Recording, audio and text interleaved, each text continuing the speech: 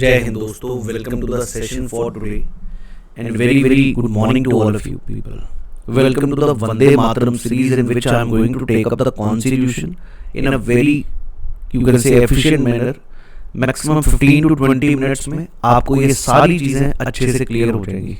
This video is specially meant for those people who are appearing in NDA paper, CDS paper और CA paper. और यहाँ UPSC का कोई भी exam देना चाहते हैं तो प्रेम्बल पे आपको आज के बाद इन द नेक्स्ट 15 मिनट्स के बाद आपको कभी भी प्रेम्बल पे कोई प्रॉब्लम नहीं आएगी. This is what I can assure you. First of all the question is preamble होता क्या है. ये प्रेम्बल का आइडिया हमने किस कंट्री से लिया है? प्रेम्बल का आइडिया हमने यूएस से लिया. और ये प्रेम्बल होता है, इट्स बेसिकली प्रीफेस कहा जाता है. एक जैसे किसी किताब का प्रीफेस होता है उसी प्रकार हमारे संविधान का ये प्रीफेस है, या इसको कह सकते हो आप एक इंट्रोडक्शन है, या इसको आप कह सकते हो एक एसेंस ऑफ द कॉन्स्टिट्यूशन है कि पूरे संविधान का एक निचोड़ है. तो एक तो ये प्रेम्बल है कि ये चीज समझ आ गई. दूसरी तीसरी चीज है कि प्रेम्बल लिखा किसने है. प्रेम्बल लिखा जवाहरलाल नेहरू ने. कब? जब ऑब्जेक्टिव रेजोल्यूशन लिया गया था 1946 में, जब कैबिनेट मिशन आया था तो then objective resolution was taken. आपने ये तकरीबन एनसीईआरटीज में पढ़ रखा. We the people of India solemnly resolve to constitute India into sovereign, socialist, secular, democratic republic. यही तो क्वेश्चन आने हैं. सारी चीज़ें समझाऊंगा और पहले तो एक बार ब्रीफली आपको ये सारी चीज़ें समझा के फिर हम डिस्कस करते हैं बाकी चीज़ें. तो ऑब्जेक्टिव रेजोल्यूशन था जो 1946 में जवाहरलाल नेहरू ने लिया था जब कॉन्स्टिट्यूएंट असेंबली पहली बड़ी मिली थी. उसको हम प्रेम्बल, बेसिकली वो लैंग्वेज सारी वही लिखे था. प्रेम्बल बेसिकली याद रखिएगा ये बताता गया हमें चार चीज़ें. प्रेम्बल को अगर हम बांटे ना तो what is it exactly, four things it talks about. It tells you about the source of authority of the constitution, कि हमारे संविधान को अथॉरिटी दी किसने है, मतलब संविधान के पास पावर आती है कहाँ से? We the people, first thing. दूसरी चीज it tells you about the type of the state, कि हम भारत के लोग किस प्रकार की सरकार रखना चाहते हैं. टाइप ऑफ स्टेट उसके लिए आपको बताना होगा.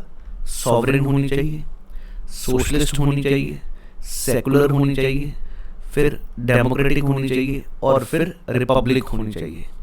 ये इसको याद करने का तरीका ही SQDR याद रखिएगा. ये प्रॉपर ऑर्डर में याद करें. Sovereign nation, socialist, secular, democratic, republic. For good knowledge you should be knowing what is the meaning of sovereign. Sovereign मतलब हम किसी के अधीन नहीं है. We are totally independent. हमें कोई कंट्रोल नहीं कर रहा. जैसे ऑस्ट्रेलिया का आज भी अगर राष्ट्रपति को देखोगे ना तो क्वीन एलिजाबेथ आता. So they are not sovereign nation, they are basically dominion of Queen Elizabeth. Clearly sovereign किसी भी देश के नीचे नहीं, हम एक इंडिपेंडेंट राष्ट्र. सोशलिस्ट का मतलब आप सभी समझते हैं समाजवाद, कि हमारी जो सरकार है वो एक समाजवादी सरकार है. समाजवादी का मतलब जो हर समाज के तबके का ख्याल रखेगी. कोई गरीब है, कोई अमीर है, उन सभी को बराबरली ट्रीट करेगी. कोशिश करेगी हमेशा गरीब और अमीर में अंतर कम से कम हो. उसका मतलब होता है सोशलिस्ट. रादर हमने कंट्री में डेमोक्रेटिक सोशलिज्म, ये सोशलिज्म के टाइप्स बिल्कुल डिस्कस करेंगे सारा. सेकुलर मतलब होता है सर्वधर्म संपन्न. हमारे कॉन्स्टिट्यूशन में हमने पॉजिटिव इसका कॉनोटेशन लिया हुआ सेकुलर का. मतलब हमारे धर्म इंडिया में सब धर्मों को एक बराबर माना जाता है. फ्रांस में इसका नेगेटिव है, स्टेट के लिए कोई धर्म है ही नहीं. तो समझ आता है हम पॉजिटिव हैं. पॉजिटिव इन द सेंस सभी को एक बराबर मानेंगे, वो किसी को मानते ही नहीं. तो दोनों सेकुलर वर्ड है, लेकिन इंडिया में पॉजिटिव है. डेमोक्रेटिक आपको पता है लोकतांत्रिक, रिपब्लिक गणतंत्र. मतलब हमारे हेड ऑफ द स्टेट जो है देश का वो हमेशा इलेक्ट होता है और लोगों में से चुना जाता है. इसका विपरीत वर्ड यूज होता है मोनार्की, जैसे क्वीन एलिजाबेथ में वहां पर अब अगला राष्ट्रपति उनका उन्हीं का ही परिवार से होगा, वंश से ही होगा. तो that is basically not republic. Republic is where head of the state is chosen by the people. That is republic. I hope everybody is clear. Sovereign, socialist, secular, democratic, republic. अब बताता है चौथी तीसरी चीज जी क्या. एक तो सोर्स, एक टाइप ऑफ स्टेट. ऑब्जेक्टिव क्या है हमारे संविधान के. ऑब्जेक्टिव में आपने वर्ड पढ़ेंगे जस्टिस देना, न्याय.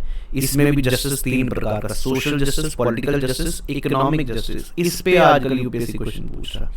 जस्टिस, उसके बाद लिबर्टी, उसके बाद इक्वालिटी, फ्रेटर्निटी, इंटेग्रिटी. ये चीज़ें याद रखें.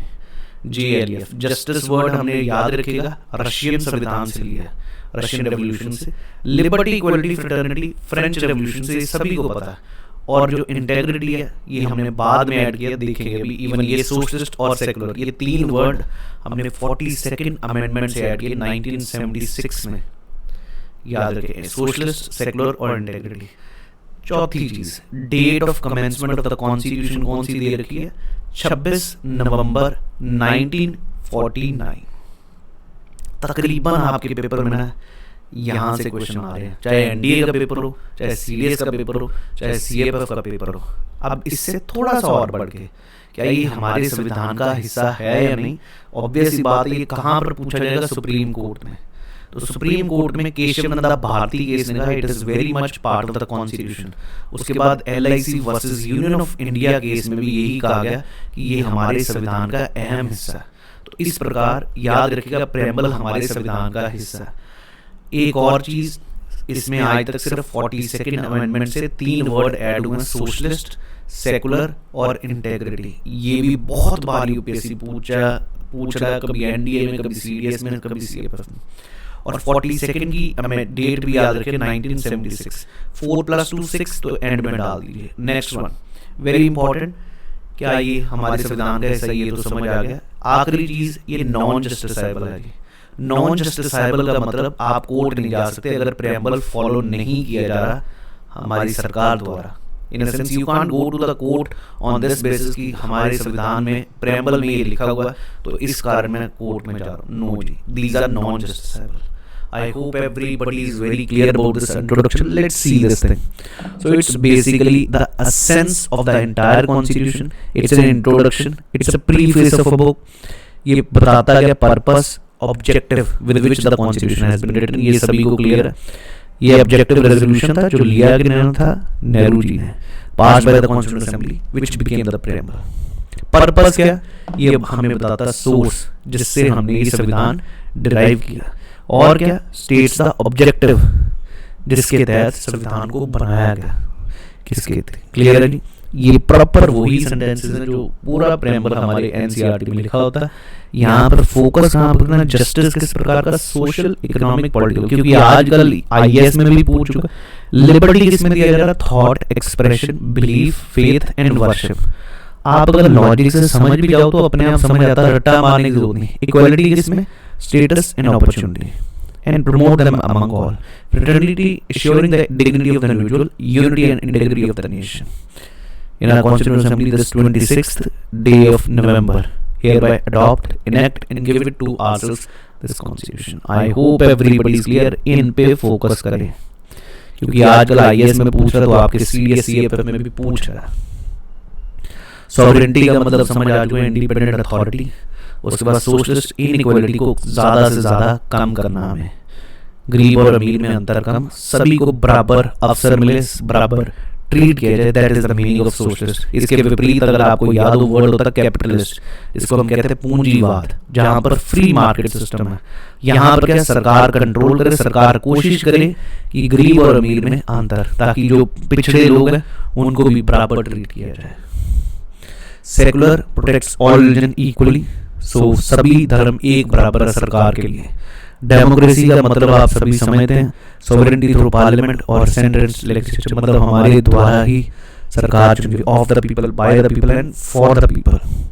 रिपब्लिक दो प्रकार की होती है डेमोक्रेसी, एक मोनार्की होती है, एक रिपब्लिक। मोनार्की में मैंने बताया कि एक राजा, उसके बच्चे ही अगले राष्ट्रपति बनेंगे, उसी परिवार में ही चलता रहेगा। ये जापान में भी ऐसा है, इंग्लैंड में भी ऐसा। जबकि रिपब्लिक में क्या?